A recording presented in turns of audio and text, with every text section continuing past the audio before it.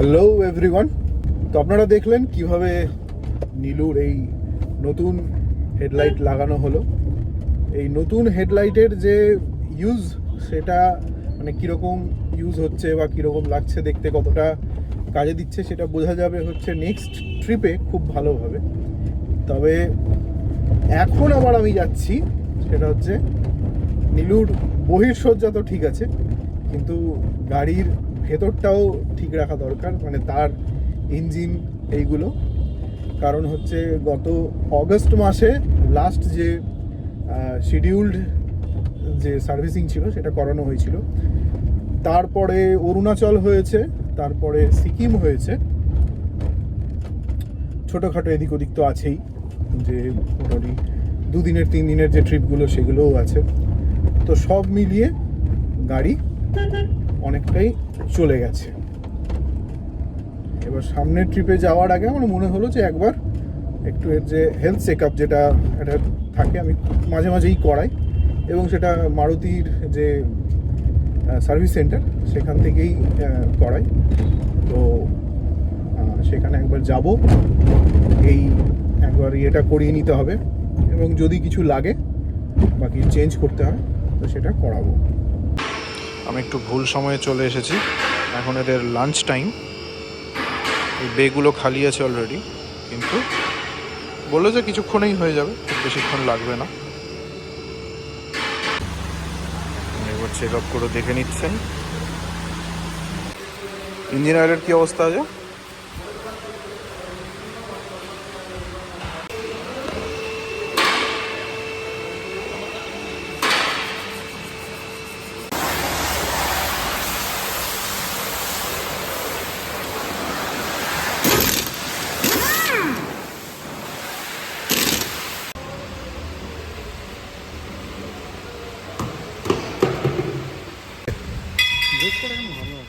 ভালো আছে,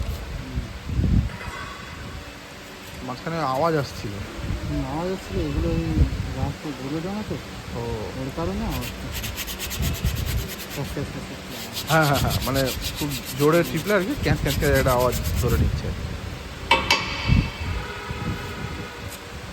জলে চললে তো বোধহয় বেশি এই আওয়াজটা আসে কিছুক্ষণের পর। জলে চললে বেশি হয়, এই যে ঘুরে ঘুরে জমা না। হ্যাঁ, ব্রেক প্যাডগুলো তো বলছে এখনও ঠিকঠাকই আছে, মানে এখনও পর্যন্ত একবারও আমার এই ব্রেক প্যাড চেঞ্জ হয়নি। বলছে যে জাস্ট একবার একটু মেজে ঘষে ওর মধ্যে একটু গ্রিজিং করে দিলেই সব ঠিকঠাক থাকবে।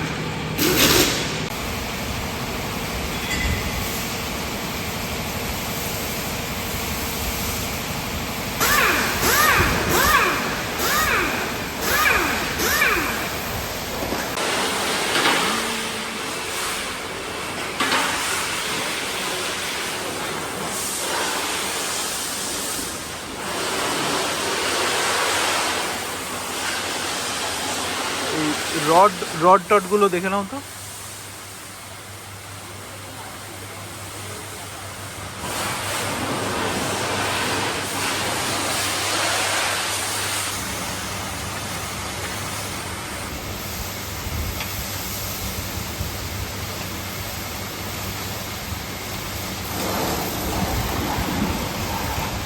করে দেবে, করে দেবে, চেঞ্জ করে দেবে। আর ইয়ে স্পার্ক প্লাগটাও দেখে নাও।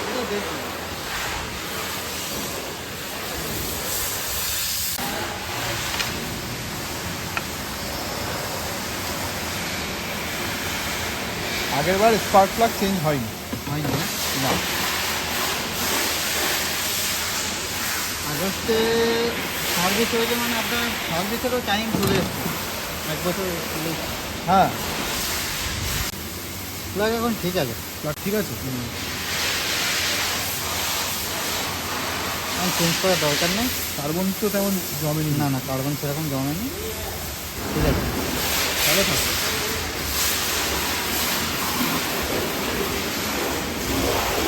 আচ্ছা, লেটেস্ট খবর হলো যে আমরা অগস্টে, যেহেতু আমার লাস্ট অগস্টেই সার্ভিসিং হয়েছিল, তো এমনি যা গাড়ি চলে গেছে তাতে সার্ভিসিং কাছিয়েই গেছিলো, তো তার আগে একটু সার্ভিসিংও করে নেওয়া হচ্ছে আর কি। ফুল সার্ভিসিং যেটা, ওই 8,000 টাকার মতো খরচা পড়বে সব মিলিয়ে একেবারে।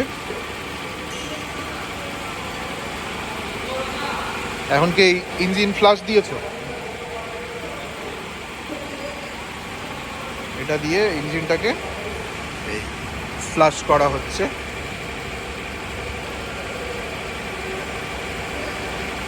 যা নোংরা আছে সব বেরিয়ে যাবে।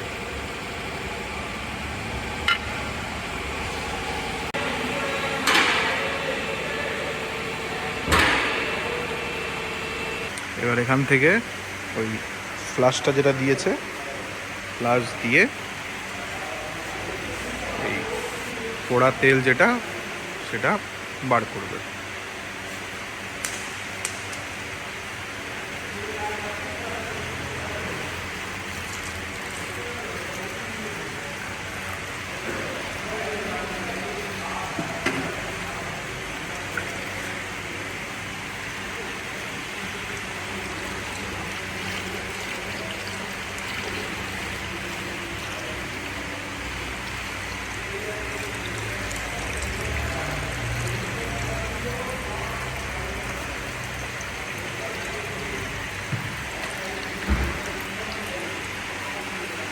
ইঞ্জিন অয়েল বেরিয়ে গেল, এবার বেরোবে হচ্ছে অয়েল ফিল্টার।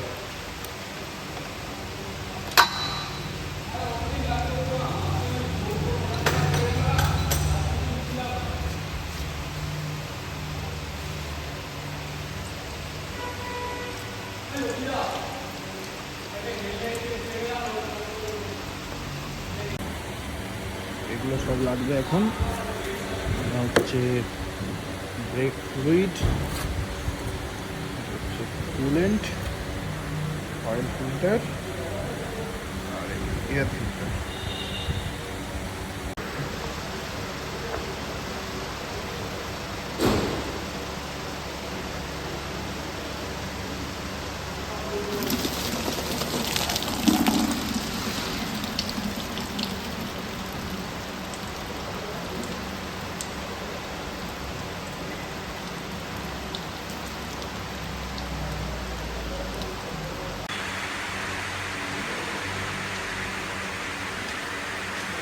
নিরুর ভেতর এখন ফাঁকা, সব বার করে দেওয়া হয়েছে, সব নতুন জিনিস ভরা হবে।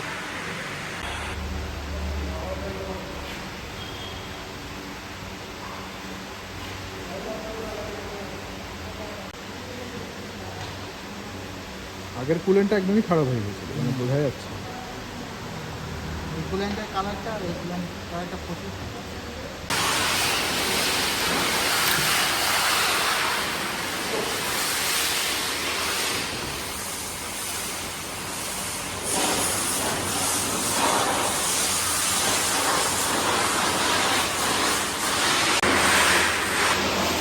এটা হচ্ছে হুইল অ্যালাইনমেন্টের মেশিন।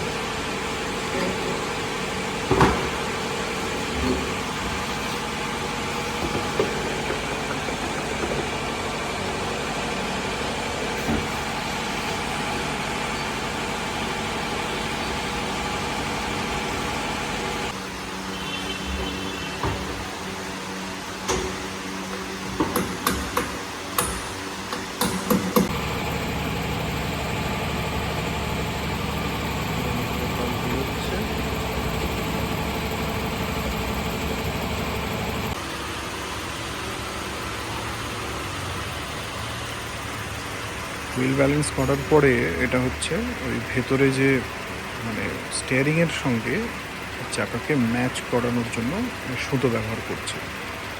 এটা ম্যানুয়ালি করা হয়। এর ভিতরে একটা ওয়েট দিয়ে বুঝতে পারছেন কি না, এই যে স্টিয়ারিংটাকে এরকম লক করে দিয়েছে।